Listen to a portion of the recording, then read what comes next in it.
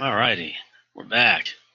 I just took the opportunity to jump up and put the dogs out in their dog pen so that they'd quit staring at me. After I make this one, it'll be the end of chapter 16A, and I will go bring the dogs inside and scratch their little heads because they are good doggies.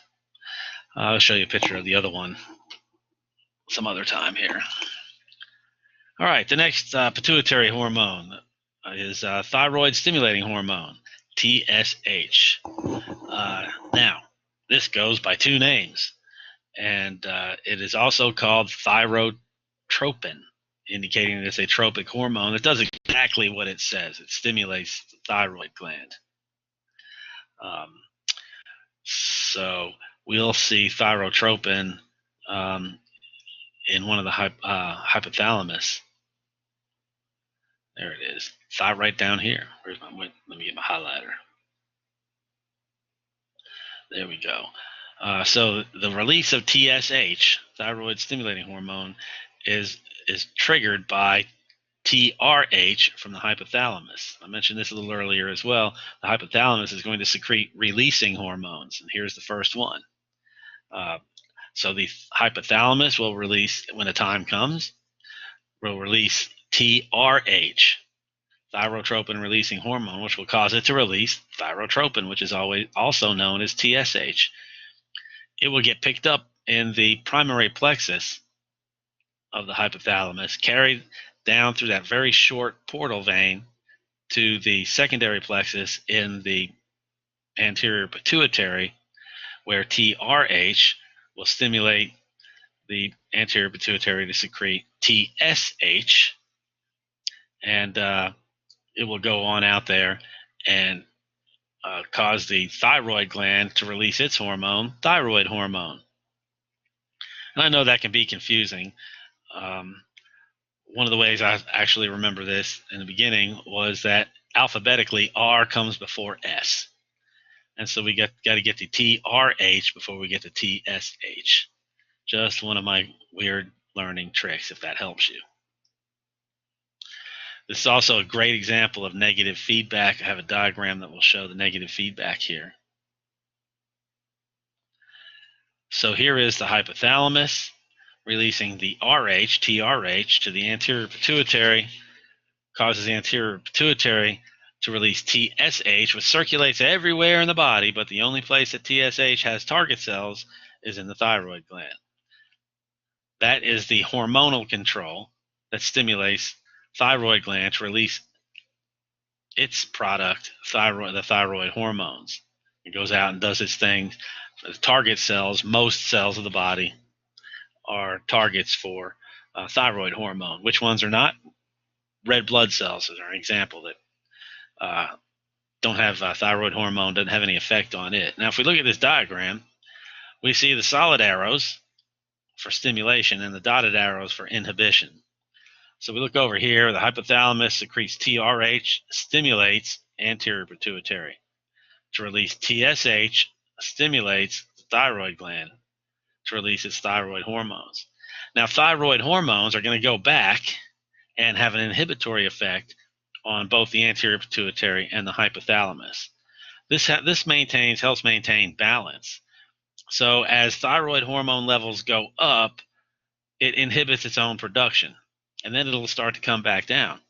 And as it comes back down, the inhibition will be removed and the stimulants will be picked back up, and more thyroid hormone will be made. So this helps hold thyroid hormones, this system, negative feedback system. It's a very elegant example of negative feedback. Helps maintain thyroid hormone levels at the proper, where we want them. ACTH, adrenocorticotropic hormone. As advertised, it's a tropic hormone whose effect is going to cause cells in the adrenal cortex to do their thing. And what that is, it's going to release its corticosteroids. We'll talk about those here in a bit when we get to the adrenal cortex section.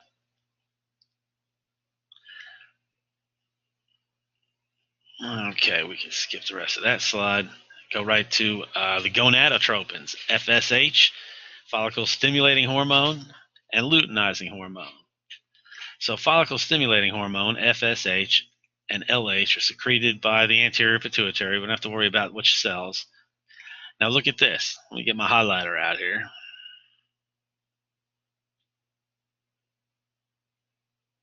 Get me a good color. How about this? Nice red. Let's look at this phrase right here. Follicle stimulating hormone stimulates the production of gametes. Gametes are the sex cells, egg or sperm. Now, follicle stimulating hormone. Most people would say, okay, so it stimulates the follicles, and many people would know that's part of the ovaries. But look what it says. Of gametes, not just eggs, but also sperm. So if for some reason you're confronted with, say, a true or false question, true or false, follicle stimulating hormone stimulates the production of sperm, the answer to that would be yes. Let's see, luteinizing hormone.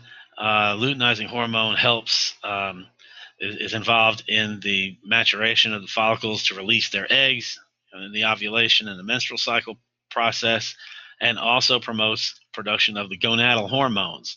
Gonadal hormones, the hormones that the gonads secrete, estrogen and progesterone for the ovaries, and testosterone for males, the testes.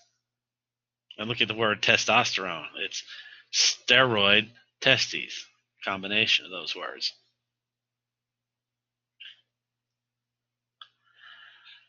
Both of these hormones are absent from the blood in prepubertal boys and girls. No need for any of those things. They don't have use yet for their for sperm or egg or anything like that. There we go. Prolactin, secreted by the anterior pituitary. What it does is it stimulates the milk production in females, promotes lactation. Prolactin promotes lactation. How about this? Role in males is not well understood. Now here's a couple of triggers or clues. Scientists, they just can't really say the words "I don't know," and so we have code words for "I don't know." Not well understood is one. Requires further research is another. And so you can be sure that prolactin has something to do with males, and I'm going to guess something about reproduction. But what is that? At the moment, it is unknown to science. And what happens when there's something that's unknown to science? See, I'm just doodling here. It's an opportunity. Maybe you can go out and discover what role prolactin plays in the male reproductive system.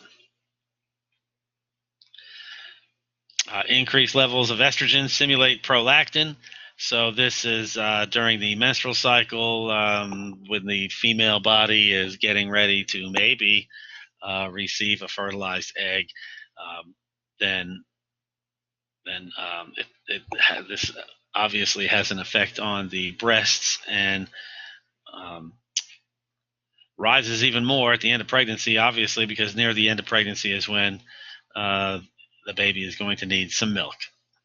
Suckling, the baby getting its milk meal, stimulates prolactin release and promotes continued milk production. So if somebody is pregnant and then gives birth and then suckles their baby, breastfeeds them, and as long as they are breastfeeding, they'll produce milk, which leads to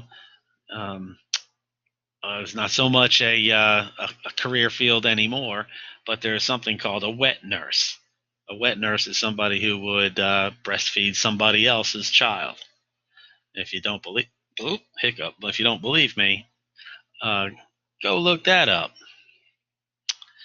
Hypersecretion of prolactin, more common than hypo, and hypo is only an issue if you plan on breastfeeding babies.